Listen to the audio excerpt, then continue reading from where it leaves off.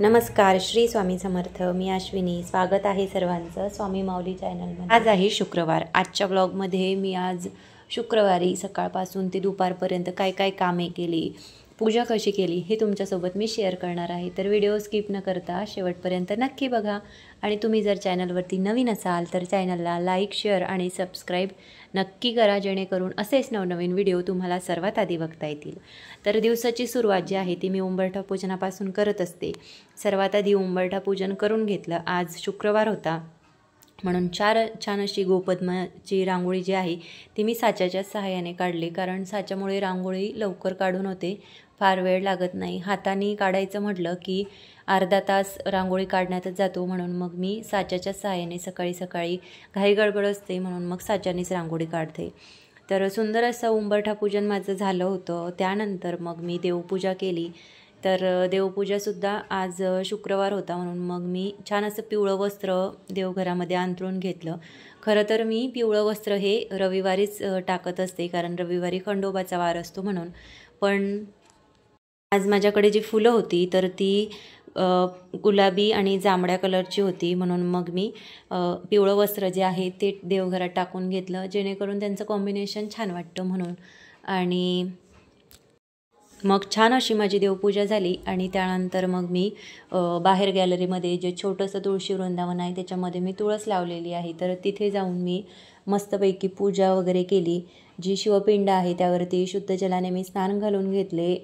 शिवपिंडीला मी प्रत्येक सोमवारी कच्च्या दुधाने स्नान घालत असते आणि रोज मात्र फक्त शुद्ध जलाने स्नान घालत असते, कारण रोज सगळ्या ज्या सेवा आहेत त्या करायला वेळ मिळत नाही. म्हणून मग फक्त सोमवारीच मी कच्च्या दुधाने शिवलिंगावरती अभिषेक करत असते. तर छान अशी पूजा माझी झाली होती. तुळशीला हळदी, कुंकू, अक्षदा मी अर्पण केल्या. त्यानंतर एक फूलसुद्धा अर्पण केलं. आणि छान अशी तुळस आता वाळत होती. बरेच दिवस झाले तुळस लावलेली होती. त्याच्यामध्ये मी मंजुऱ्यासुद्धा टाकलेल्या आहेत. तर आता तुळशीचे रोपंसुद्धा लवकरच येतील. पण एक बाजूला दुसऱ्या कुंडीमध्ये छोटंसं रोपटं आलेलं होतं, तर ते मी या तुळशी वृंदावनामध्ये लावून घेतलं. तर आता हे रोपसुद्धा छान मोठं होतं आहे हळूहळू आणि एकदम हिरवंगार असं हे रोप आहे आणि दिसायलासुद्धा खूप छान दिसतं. तर आता याचा वरचा शेंडासुद्धा मी काढून घेणार आहे, कारण त्याचा शेंडा वरचा काढला की मग आजूबाजूला त्याला नवीन पानं जी आहे ती यायला लागतात, जेणेकरून तुळस जी आहे ती चारही बाजूनी व्यवस्थित उगवेल. यासाठी त्याचं जे शेंडा आहे वरचा तो काढून घेणार आहे. पण सध्या जी तुळस आहे ती दिसायला खूप छान दिसते, त्याच्यामुळं ते शेंडा जो आहे त्याचा ते तोडू नाही वाटत, म्हणून मग मी तशीच ठेवलेली आहे. आता त्यानंतर मग शिवलिंगावरती शुद्ध जलाने स्नान घालून घेतले. छानपैकी शिवलिंगाची पूजा वगैरे करून घेतली. शिवलिंगाला अष्टगंध अर्पण केलं, थोड्या अक्षदा अर्पण केल्या आणि मग त्यानंतर एक फूलसुद्धा अर्पण केलं. आणि छान असा धूप दीप तुळशीला शिवलिंगाला दाखवून घेतला. आणि समोर सुंदर अशी छोटीशी रांगोळी मी काढून घेतली होती साच्याच्या सहाय्याने. आणि मग त्यानंतर हळदी, कुंकू, अक्षदा तुळशीला अर्पण केल्याच होत्या. नंतर धूपदीप दाखवून घेतला आणि मस्तपैकी पूजा जी आहे ती माझी सकाळी झालेली होती.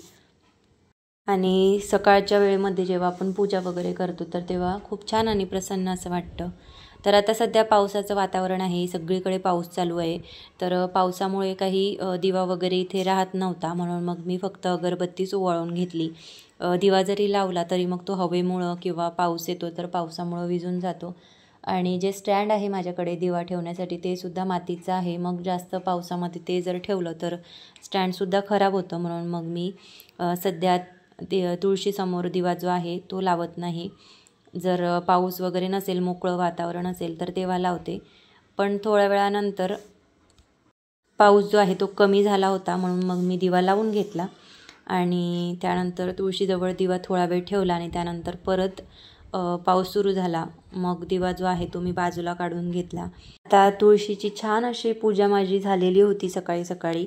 त्यानंतर मग माझ्याकडे हार होता. मी आता बाजारातून हार वगैरे आणलेले होते, तर त्याच्यामध्ये 2-3 हार मी एकदाच घेऊन ठेवले होते, कारण मग आपण नेहमी बाजारामध्ये जात नाही किंवा मार्केटलासुद्धा जात नाही. तर एखाद्या वेळेस जर आपल्याला हार वगैरे लागला तर मग बाहेर जावं लागतं, म्हणून मग एकदाच मी 2-3 हार जे आहे ते घेऊन ठेवते. तर सुंदर असा हार जो आहे तो स्वामींसाठी घेतलेला होता. तर हा जो फोटो आहे स्वामींचा, हा आम्ही भिंतीवरती पूर्व दिशेला लावत असतो. तर तो भरपूर उंच, म्हणजे एकदम वरच्या दिशेला हॉलमध्ये लावलेला आहे. त्यामुळं मग त्याला रोज पुसता येत नाही किंवा मग फोटोची पूजा करता येत नाही. म्हणून मग आम्ही एखाद्या वेळेस आठवड्यातून एकदा किंवा दोनदा हार फोटो जो आहे तो खाली घेतो आणि त्याला व्यवस्थित पुसून घेतो. त्यानंतर त्याला छान असं मी अष्टगंधाने, केशरी अष्टगंध किंवा मग पिवळं अष्टगंध असतं, परत लाल चंदन असतं, तर त्याने मी व्यवस्थित स्वामींना आणि दत्तगुरूंना छान असा हार करत असते चंदनाचा किंवा अष्टगंधाचा. तर आज चंदनाचा मी हार नाही केला, फक्त चंदन फोटोला लावून घेतलं आणि त्यानंतर फोटो वगैरे भिंतीला लावून घेतला आणि मग हार घातला. तर हार घातल्यानंतर बघा स्वामींचा फोटो किती छान दिसतोय आणि त्याच्या फोटोमध्ये जो आहे तो लाईट आहे. तर लाईट लावल्यानंतर फोटो खूप सुंदर आणि छान दिसतो. तर जेव्हा संध्याकाळी मी कापूरदानी लावत असते, तर त्यावेळेस हा फोटोचा जो लाईट आहे तो मी लावत असते. तर छान दिसतो फोटो. आणि त्यानंतर मग थोडं पार्सल आलेलं होतं, तर ते मी ओपन करून बघितलं. आता 2-3 पार्सल होते, म्हणून मग याच्यामध्ये काय आहे तर ते आपण बघूया. तर मी किचनसाठी सुद्धा 1-2 वस्तू मागवलेल्या होत्या.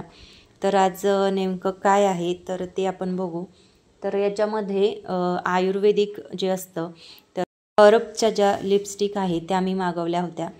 तर एकदम छोट्या छोट्या आणि अगदी 1 ते 1.5 इंचाच्या या लिपस्टिकची साईज होती. पण हे आयुर्वेदिक आहे त्यामुळं मला खूप आवडल्या आणि ह्या सगळ्या वेगवेगळ्या शेडमध्ये, वेगवेगळ्या रंगामध्ये होत्या. तर ह्या सगळ्या 12 होत्या आणि दिसायलासुद्धा कलर अगदी छान आणि सुंदर असे याचे होते. वेगवेगळ्या रंगामध्ये आपल्याला जसा हवा तसे सगळे कलर या लिपस्टिकच्या सेटमध्ये होते. तर मी ओपन केलं आणि सगळ्या लिपस्टिक ज्या आहेत त्या हातावरती एकदाच लावून बघितल्या. तर सगळे कलर खूपच छान होते. मला ह्या लिपस्टिक ज्या आहेत त्या खूप आवडल्या. कारण आपण दुसऱ्या ज्या लिपस्टिक वगैरे वापरतो तर त्याच्यामध्ये केमिकल्स असतं, पण ह्या ज्या आहेत ह्या जस्ट हर्बच्या आहे. तर याच्यामध्ये कुठलंही केमिकल नाही, ह्या आयुर्वेदिक आहे, त्यामुळे याचा कुठलाही साईड इफेक्ट आपल्याला होत नाही. तर ह्या खूप छान आहे. घेतल्यानंतर आपल्याला प्रत्येक वस्तू अशी असते की ती बघितल्याशिवाय आपल्याला राहत नाही. तर माझंसुद्धा असंच काहीतरी होतं. मी सगळ्या ज्या आहेत त्या काढून बघितल्या आणि एक हातावरती लावून बघितली की कलर कसा दिसतो. तर बघा सगळे कलर जे आहे ते खूप छान आणि सुंदर होते आणि भरपूर अशा कलरमध्ये होते. सगळे कलर जे आहे ते हे 12 नाही 16 होते.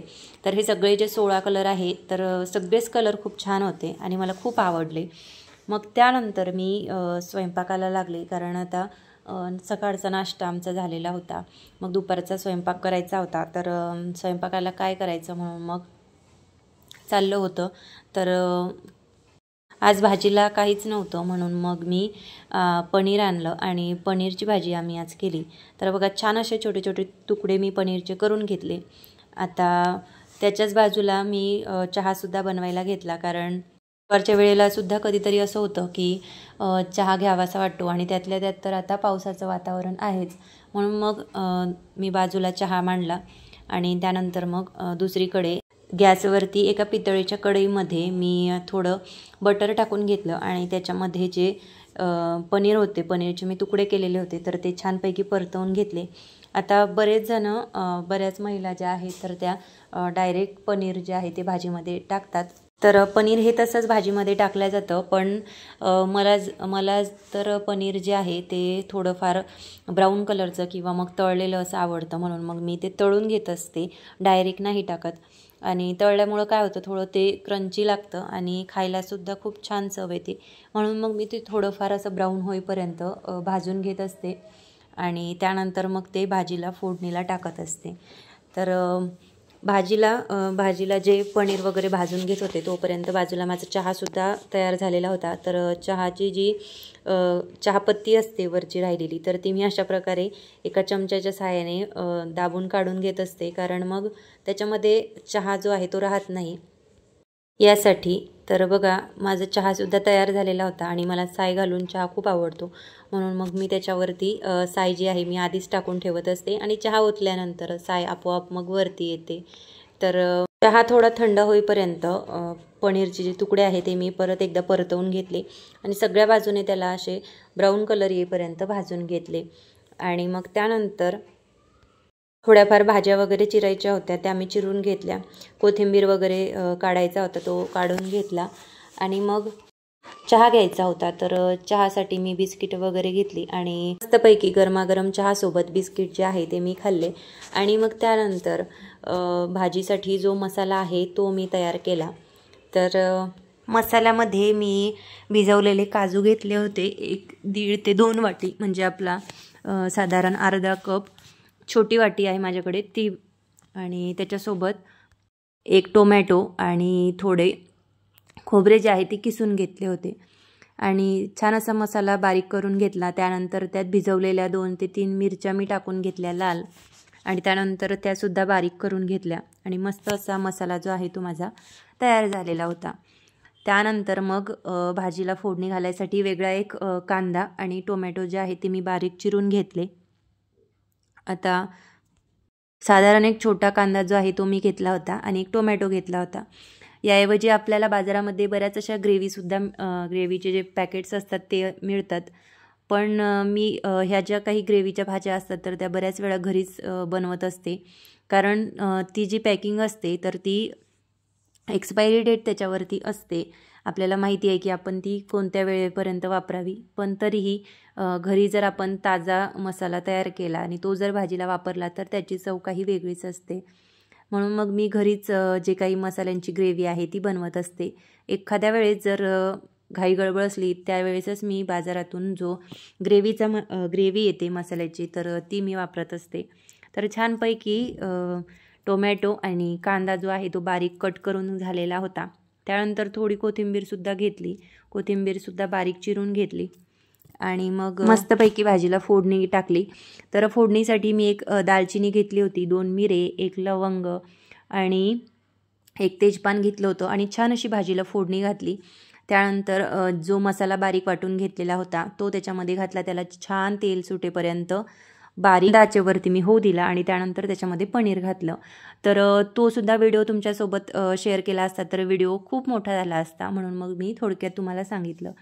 तर छान अशी माझी भाजी बाजूला शिजत होती तोपर्यंत मी मस्तपैकी तव्यावरच थोडं तेल टाकून घेतलं आणि त्याच्यावरती जे आपण हॉटेलमध्ये वगैरे जातो तर स्टार्टरमध्ये आपल्याला जे मसाला पापड दिला जातो तर तो या भाजीसोबत खायला खूप मजा येते, म्हणून मग मी तव्यावरतीच थोडं तेल टाकून दोन्ही साईडने पापड जो आहे तो भाजून घेतला। आता कढईमध्ये सुद्धा पापड तळता आला असता, पण काय होतं कढईमध्ये जर पापड तळला तर तो त्याचा आकार बिघडतो आणि वाकडा तिकडा होतो, आणि मग तव्यावर जर आपण तो तळला किंवा भाजला तर तव्यावरती प्लेन जसाच्या तसा राहतो आणि तसाच आपल्याला भाजता येतो। म्हणून मग तव्यावरतीच मी पापड जे आहे ते तळून घेतले आणि त्यासोबतच त्यावरती जे कांदा टोमॅटो टाकतात, कोथिंबीर वगैरे असतो तर ते बारीक चिरून घेतलं।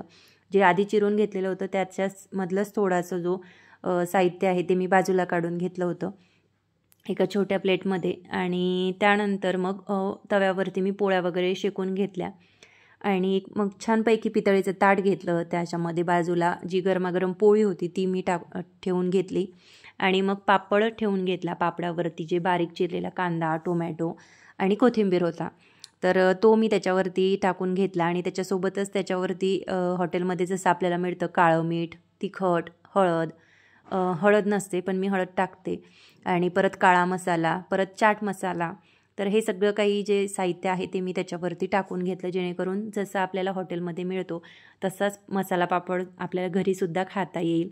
तर घरी आपण केले की आपल्याला 2-3 पापड जास्तीचेच जातात, म्हणून मग मी बरेच असे पापड जे आहे ते भाजून घेतले होते। त्यासोबत बघा चाट मसालासुद्धा मी त्याच्यावरती टाकून घेतला, कॅचचा चाट मसाला आहे तर हा मी त्याच्यावरती टाकून घेतला। खूप छान आणि टेस्टी असा हा मसाला लागतो, तर हा पापडावरती टाकून घेतला आणि त्यानंतर माझी दुसरी पोळीसुद्धा तव्यावरती मी शेकत होते, कारण सगळ्यांना जेवायला बसायचं होतं, म्हणून मग एक एक पोळी मी टाकून घेत होते आणि एका छोट्या पितळीच्या प्लेटमध्ये मी भाजी जी आहे ती वाढून घेतली पनीरची।